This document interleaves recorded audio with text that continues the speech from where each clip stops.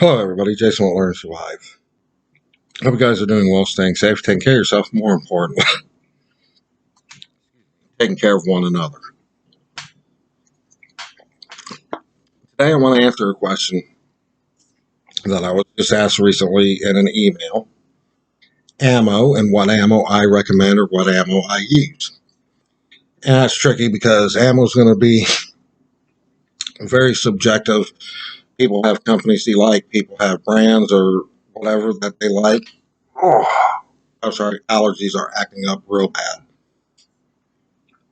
So I picked four ammos that I use the most outside of CCI Blazer or CCI generic white box target ammo for practice. And I'm going to go through and talk about them and what situations I load up for. So the first one I want to talk about, and this is my everyday carry, this is in everything that I would carry on a daily basis, is good old Winchester Silvertip. This ammo's been around since the 80s. It is good ammo. It functions well. It's reliable and it works. Now, if you jump online and you read about this, you're going to hear, oh, that ammo didn't perform for the FBI in a bank robbery in Florida,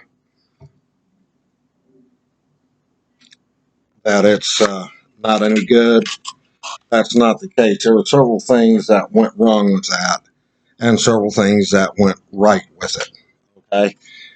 First of all, the handgun is not the best option for stopping power. That goes to a rifle. They were shooting at long distances. The robbers, I mean, they had intentions and were prepared for a shootout. They were high on adrenaline. You couple that with officers shooting 50, 75 yards. And that power of that bullet is weakened.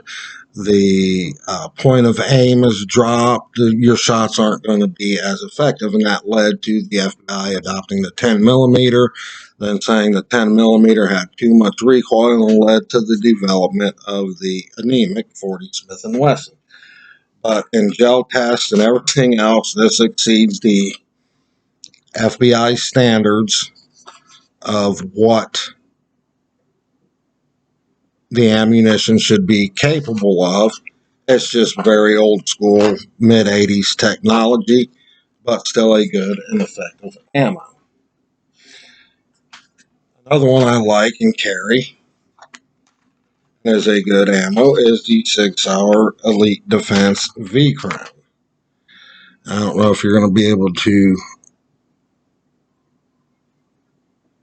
see everything in there because of lighting, but this is a very good ammo, and this one's available in both a standard load and a plus P load. Now I just got the standard load, and both the Winchester and the Sigs run $17.99 to $20.99 for a 20 round box, so that is very budget friendly.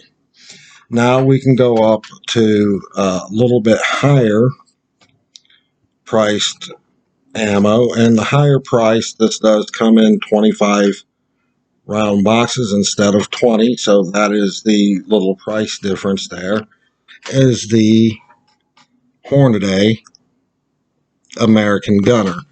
This has the XTP bullet in it, which is a good bullet. It's really good for hunting. It is a good self-defense bullet, and this comes in both standard load and plus P loads, and I just got the standard load on this. So those are my three basic rounds that I would choose for everyday carry. For me, though, living in a small rural area, I'm not faced with the same dangers as somebody and the same obstacles as somebody maybe in a bigger urban environment.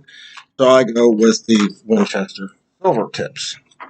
Now, if I'm going into a bigger city, where things are going to be a little bit different. There's going to be more obstacles to deal with, maybe more barricades and stuff like that.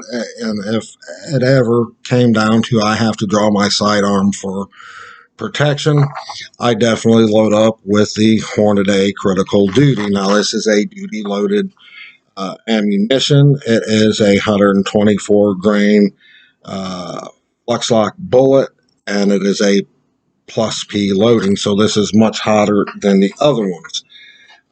These boxes are extremely hard to open, so I'm not going to sit here and struggle on video with trying to open this to show you, because 9 times out of 10, when you're successful into opening one of these, you tear the shit out of the box, and it's no good.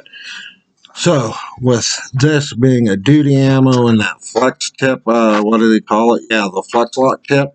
This is what they call their blind barrier technology. And here on the box, you can see a cutaway of the bullet, and it has a red polymer insert.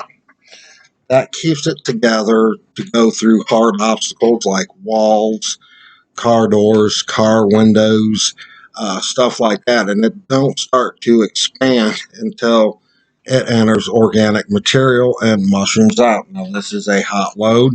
It's going to have more recoil than the Winchesters or the SIGs or the American Gunner. It's going to be a lot louder, but is a better load if you're going to have to shoot through a barrier. So definitely when I go to like Indianapolis, or I have to definitely go up into Gary, I'm loading up with this shit because it does go through barriers. So if somebody ducks behind the car, I still have the capabilities, or they drive, they're driving by shooting. I still have the ability to get through that car door. Still have that ability to get through that window and enough power for the round to be effective.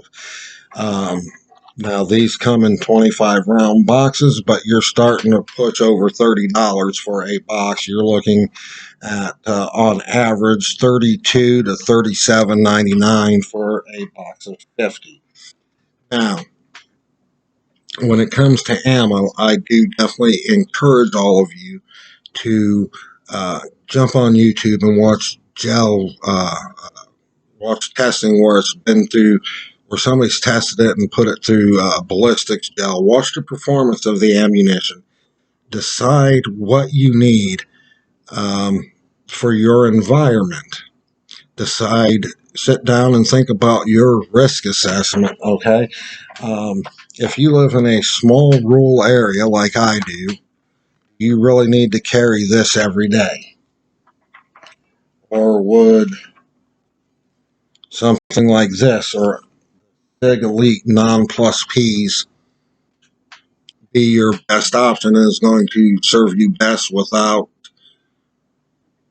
being seen as overkill? There's just a lot to think about, so don't take my word for it. Decide what situations that you would be most liable to find yourself in, and look at reviews and performance videos, performance reviews. There's a lot online out there on that, for everything from manufacturers to people like me that buy gel blocks, and they go out and they show the performance of these ammos and compare them to the FBI standards, and decide what you need, what's going to fit you the best. Just don't take anybody's word for it. Do your research, know your guns, know what your guns are capable of, and know what types of ammo they are capable of handling. With that being said, I'm going to wrap up this video. I will talk to you all later.